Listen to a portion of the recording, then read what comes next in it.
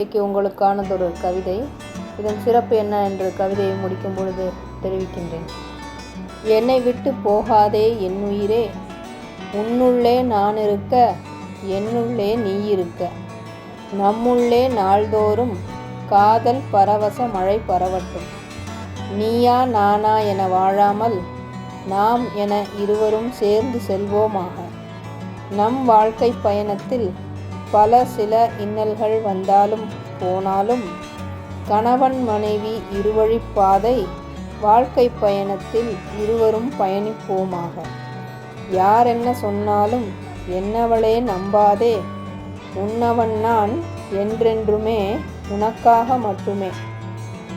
காலமெல்லாம் உன் காதல் அன்பின் நினைவுடன் நான், என் நினைவலையில் நீயும் நீங்கா நினைவுகளோடு.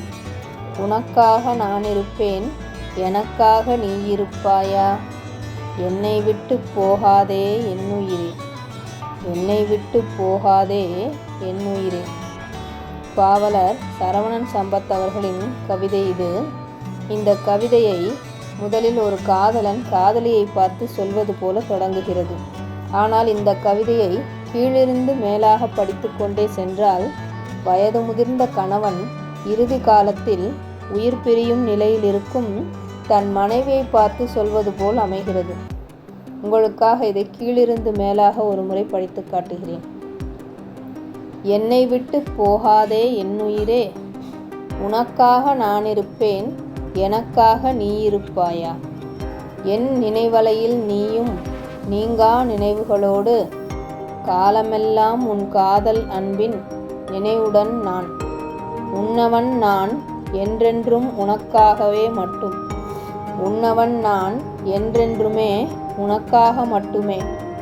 யாரென்ன சொன்னாலும் என்னவளே நம்பாதே. கணவன் மனைவி இருவழிப்பாதை வாழ்க்கை பயணத்தில் இருவரும் பயணிப்போமாக. நம் வாழ்க்கை பயணத்தில் பல சில இன்னல்கள் வந்தாலும் போனாலும் நீயா நானா என வாழாமல் நாம் என இருவரும் சேர்ந்து செல்வோமாக. நம்முள்ளே நாள்தோறும் காதல் பரவச மழை பரவட்டும். உன்னுள்ளே நான் இருக்க, என்னுள்ளே நீ இருக்க. உன்னுள்ளே நான் இருக்க, என்னுள்ளே நீ இருக்க. என்னை விட்டு போகாதே என்னுயிரே, என்னை விட்டு போகாதே என்னுயிரே. இந்த கவிதையின் முக்கியத்துவம் புரிந்ததா?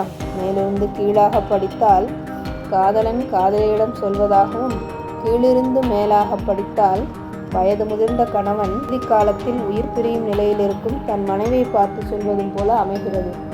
இந்த கவிதையை வாசிக்க வாய்ப்பு கிடைத்தமே எண்ணி மகிழ்கின்றேன். நான் உங்கள் திருக்குறள் தொண்டர் சிவகாமி சண்முக சுந்தரம். அன்னை தமிழை வணங்கி விடைபெற்றுக் கொள்கின்றேன்.